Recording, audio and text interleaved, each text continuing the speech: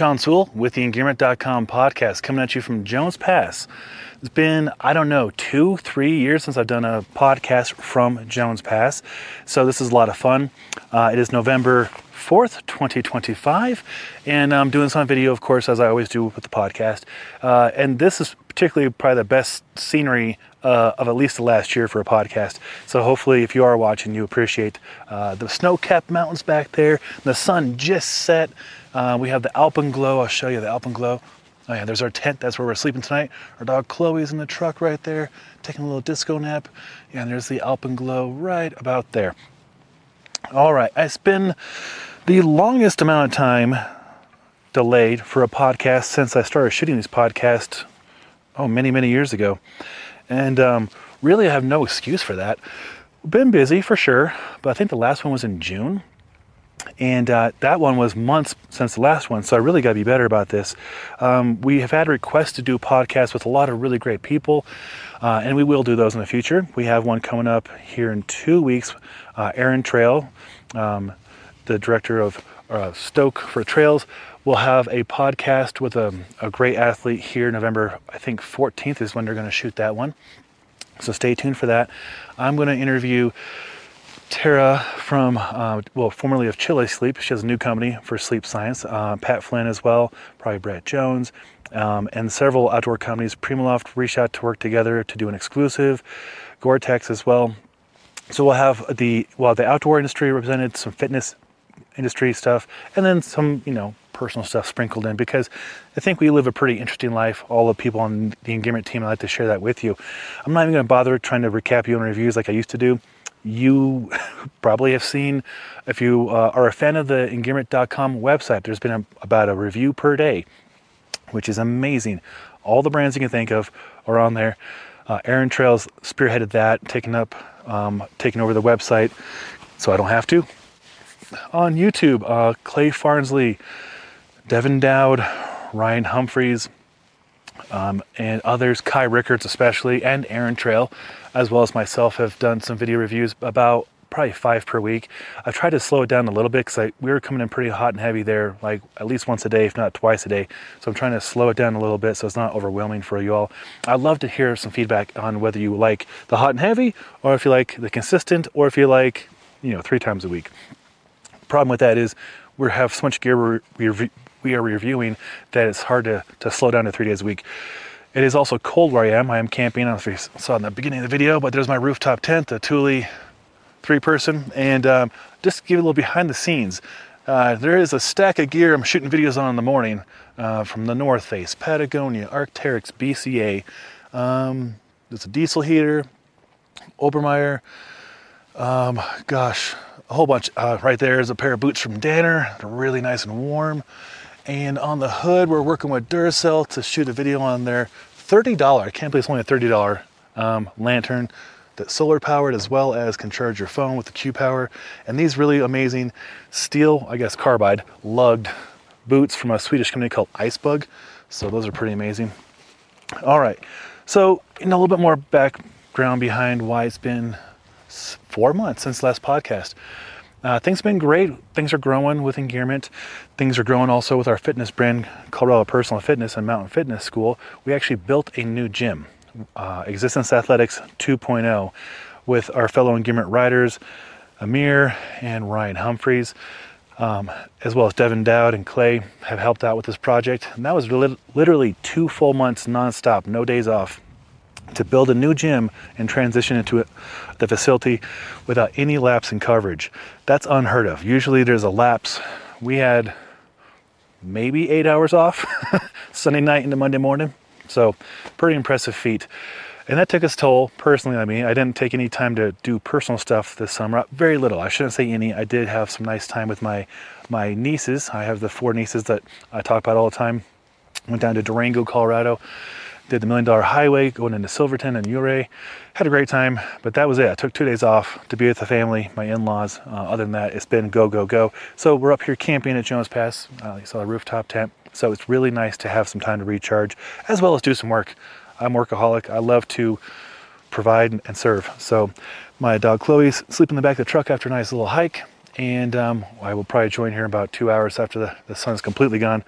it's so wild. Daylight savings time, it feels like 5:40, but it's really just 4:40.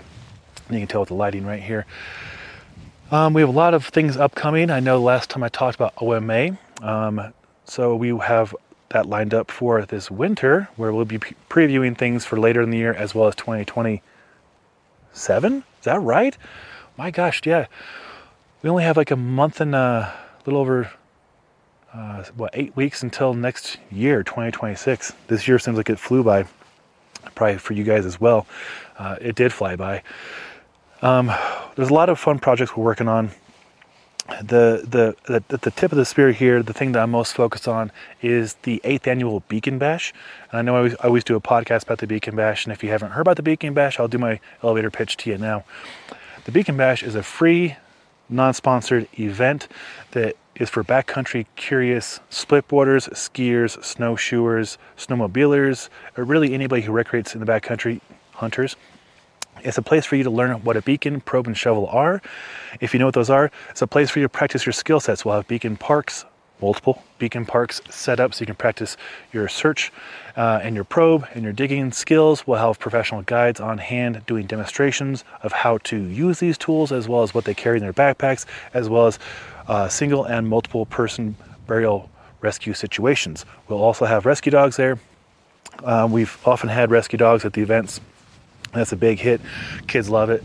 And sometimes we bury kids in the snow and have the dogs rescue them. That's pretty entertaining. Probably do it this year if we can get enough snow. This one will be hosted at Loveland Ski Basin on November 15th, 2025. They're actually making snow for us right now. We will have food trucks. We will have a coffee truck for my friend Alicia. We will have tons of vendors. I think we have like 42 confirmed with their certificate of insurance. I think 60 that want to participate in the parking lot there. And that's full on, like, think of it as like a farmer's market for backcountry skiing. It's tents set up with people talking about their products, offering discounts on things. And then you have food trucks and you have coffee. And oh, we have beer. We got a ton of beer. If you drink, we have a lot of beer. If not, we have a lot of NA as well. No worries, we got you covered. Again, this is our 8th year doing it at the Front Range. We've done about 25 of these total at different parts of the country. We will have more Beacon Bashes in other parts of the country. For sure, we have Ski Santa Fe lined up for, I believe, the 4th year now. And that'll be next year, 2026, and I'll give you dates once we have that confirmed. We'll have one in, I think, Silverton or Telluride, somewhere down there.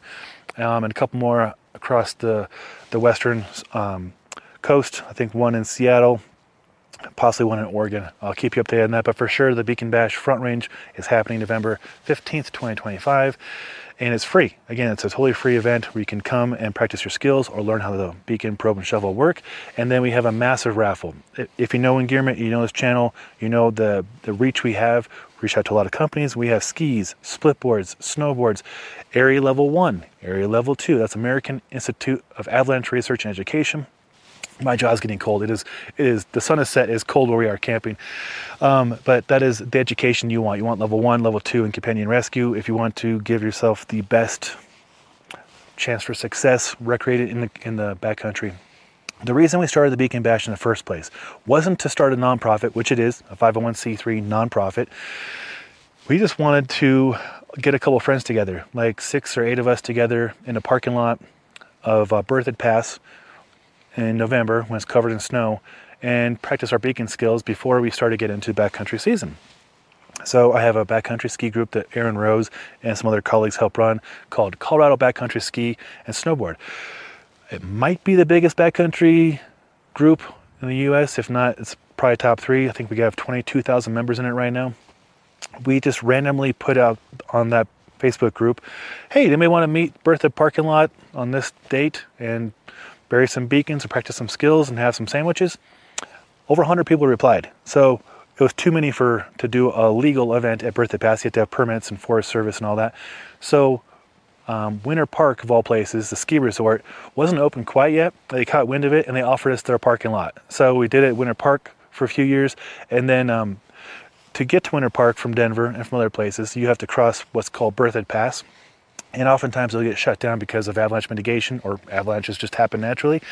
And then people couldn't get to the Beacon Bash. So we moved it to Loveland Ski Area, which is even closer to Denver and closer to I-70, the main highway going through Colorado. And so chances of that closing are a whole lot less than Berthoud Pass, which is a smaller state highway, US 40. So that wasn't because we didn't like Winter Park. We loved working with Winter Park. They threw down, the city council actually met and had a special meeting to approve us to have the Beacon Bash there. They waived all the fees for permits. They brought in Red Bull with a DJ. They brought in a band with a stage with fireworks. Like, they're great to work with, but the logistics of getting people to the actual event sometimes didn't work. So hence we're at Loveland, and Loveland's been great to work with. They provide volunteers to make sure the event goes smoothly, volunteers to clean up trash, volunteers to pour beer for you. Pretty cool. So anywho, long pitch for the Beacon Bash, but that's my little baby right there with Wade Lancaster, Will Coleman, Brian McCarthy, and Rayma, all also Engearment riders. Imagine that. And also all splitboarders. Kind of something fun to ponder on right there.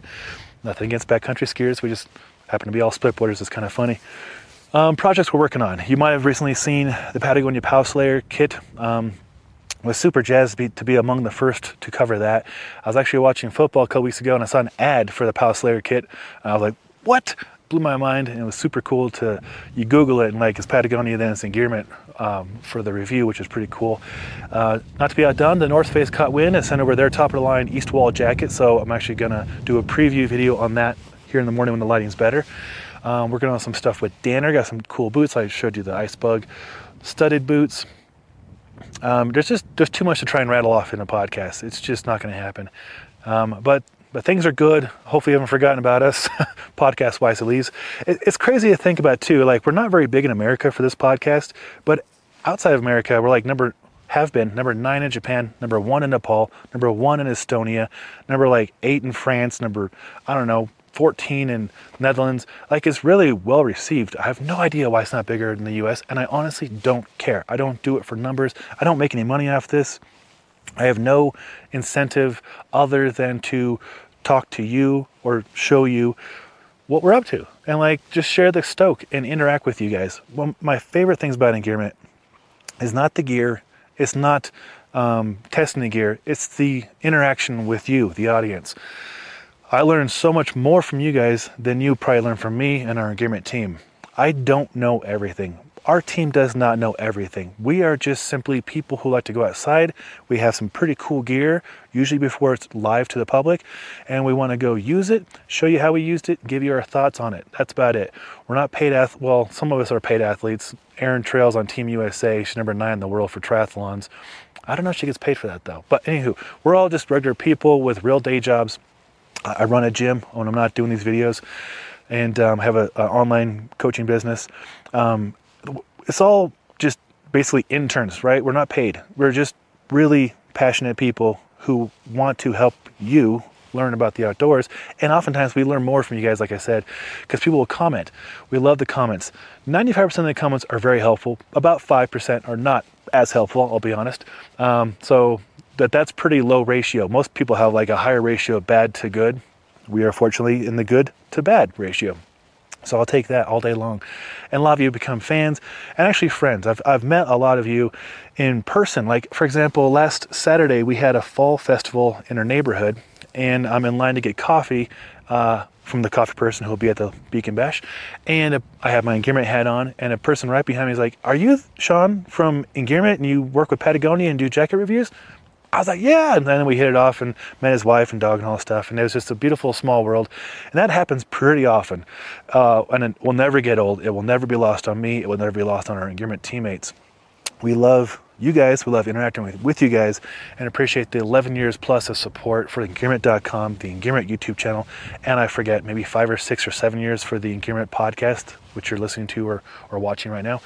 And also, you know, people have given me good tips on companies to work with. There's a lot that I don't know again. So if you have something that you would like us to look into, we would love to find out and reach out to that company and work with them, especially if they're a smaller company. I'm a small business myself. I want to support other small businesses. Not that the big ones aren't doing their part to be good, but we all started somewhere. Patagonia started with chicken coop in the backyard. North Face started a small place. Backcountry.com started in a garage. I started in my second living room or second bedroom training. Like, we all start somewhere, right? So we just want to support smaller businesses too. Hopefully that comes across. Okay, I'm going to end this podcast because my fingers are purple and I need to eat my chicken and walk my dog. All right, Sean Sewell, Engearment.com podcast. Hope you found this helpful. Until next time, take care.